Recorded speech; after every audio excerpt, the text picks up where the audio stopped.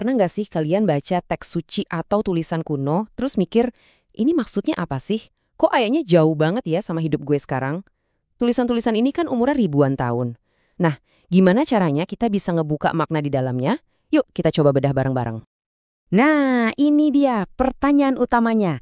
Gimana ceritanya tulisan dari zaman dan dunia yang beda banget bisa ngomong sama kita di masa kini? Tentu aja buat jawab itu kita butuh alat yang pas. Dan perjalanan kita dimulai sekarang. Oke, setiap penjelajah kan butuh peta ya kan? Nah, di dunia studi teks ini, peta kita itu namanya hermeneutika. Anggap aja ini kayak blueprintnya, panduan dasar biar kita nggak asal-asalan dan tersesat pas coba ngartiin sesuatu. Jadi, hermeneutika itu bukan sekadar baca biasa loh. Ini beneran sebuah ilmu. Tujuannya apa? Biar kita punya aturan main yang jelas, punya prinsip. Jadi, makna yang kita dapat itu benar-benar dari teksnya, bukan hasil karangan atau asumsi kita sendiri. Dan ternyata hermeneutika ini ada cabangnya juga loh. Ada yang sifatnya umum, aturannya bisa dipakai buat semua jenis teks. Mau itu sejarah, puisi, atau bahkan teks hukum. Tapi ada juga nih yang khusus buat genre-genre yang unik kayak tulisan nubuat atau perumpamaan. Nah yang ini butuh pendekatan yang sedikit beda. Oke, peta udah di tangan. Sekarang, waktunya kita pakai topi detektif kita dan mulai investigasi. Proses penggalian ini namanya eksegesis. Tugas kita di sini persis kayak detektif di TKP, cari makna aslinya, apa yang sebenarnya terjadi di dalam teks itu. Nah, kata kuncinya itu memimpin keluar. Eksegesis itu artinya kita benar-benar mendengarkan teksnya. Tugas kita itu narik keluar makna yang emang udah ada di sana. Bukan sebaliknya ya, bukan masukin ide kita ke dalam teks. Nah, ini nih bedanya penting banget.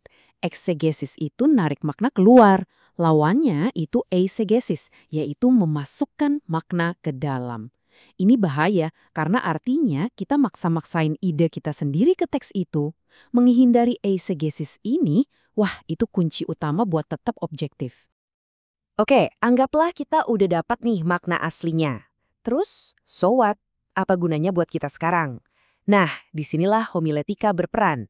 Anggap aja ini kayak seninya bercerita. Gimana caranya kita ambil temuan tadi, terus kita bangun jembatan biar nyambung sama dunia kita sekarang.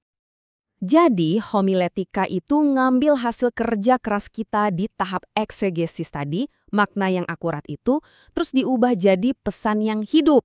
Pesan yang bisa dimengerti, bisa dirasain, dan bahkan bisa diterapin sama orang-orang zaman sekarang. Inilah jembatan yang nyambungin dunia teks kuno sama dunia kita. Jadi, kalau kita urutin, prosesnya ada 3 langkah simpel. 1. Eksegesis, nanya dulu artinya apa. 2. Kita bangun jembatan konteksnya. 3. Homiletika, nanya sekarang artinya apa buat kita. Alurnya jelas banget kan, dari menggali temuan sampai ke penerapan praktis. Sekarang, coba kita zoom out sedikit, lihat gambaran besarnya.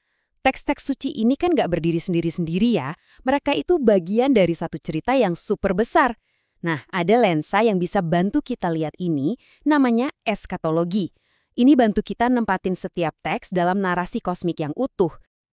Gampangnya gini deh, eskatologi itu kayak kita udah tahu ending sebuah film. Kalau kita tahu akhirnya gimana, setiap adegan di awal jadi punya makna lebih dalam kan? Nah, konsep ini persis kayak gitu. Kita jadi tahu kemana arah cerita besar ini, apa tujuan akhirnya. Jadi, poin paling pentingnya tuh ini. Dengan alat-alat kayak eskatologi tadi, kita jadi sadar kalau setiap ayat, setiap cerita, itu bukan potongan-potongan acak. Sama sekali bukan. Semuanya itu bagian dari satu narasi raksasa yang nyambung, yang bergerak dari awal ke sebuah akhir yang penuh makna. Tapi pertanyaannya, gimana caranya cerita besar ini saling terkait? Nah, salah satu alat paling keren buat ngelihat ini adalah tipologi. Ini kayak kita nyari pola-pola tersembunyi atau semacam gema yang terus muncul di sepanjang ceritanya. Penting nih, ini bukan soal cocok logi atau nyari-nyari kebetulan ya. Tipologi itu soal mengenali pola ilahi yang emang sengaja ditenun di dalam teks. Jadi, ada sesuatu di masa lalu, kita sebut tipe, yang jadi semacam bayangan atau preview buat kenyataan yang lebih besar yang terjadi kemudian. Nah, itu antitipnya. Oke, cukup teorinya. Sekarang kita lihat langsung gimana cara kerjanya. Kita bakal ambil salah satu ayat paling terkenal sedunia. Ayat pertama di Kitab Kejadian. Kita lihat gimana semua alat yang kita bahas tadi bisa membuka lapisan-lapisan makna yang, wah, luar biasa. Ayatnya kan kedengaran simpel ya, lurus-lurus aja. Dan semua orang pasti pernah dengar. Tapi, dengan semua perkakas yang udah kita siapin tadi, kita bakal lihat kalau di balik kesederhanaan itu ada makna yang jauh-jauh lebih dalam. Nah, lihat deh polanya di sini. Penciptaan yang pertama itu jadi tipe buat penciptaan yang baru. Terus, penciptaan yang terjadi lewat firman jadi gambaran buat Yesus, sang firman itu sendiri. Pemisahan terang dan gelap itu jadi pola buat penyelamatan dari kegelapan rohani. Bahkan langit dan bumi yang pertama jadi semacam preview buat langit dan bumi yang baru. Ini bukan kebetulan, polanya konsisten banget. Artinya apa? Kesimpulannya kuat banget. Kejadian 1 ayat 1 itu ternyata bukan sekedar catatan sejarah tentang masa lalu. Ayat ini jadi semacam prototipe, blueprint yang ngasih pola buat seluruh rencana penebusan Tuhan. Tiba-tiba maknanya jadi kaya banget kan?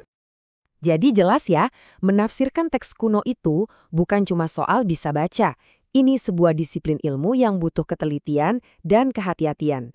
Nah, ini membawa kita ke satu pertanyaan terakhir yang penting banget buat direnungin. Kalau emang ini sebuah disiplin, apa dong risikonya kalau kita cuek aja, kita abaikan semua ini, dan seenaknya menafsirkan sendiri?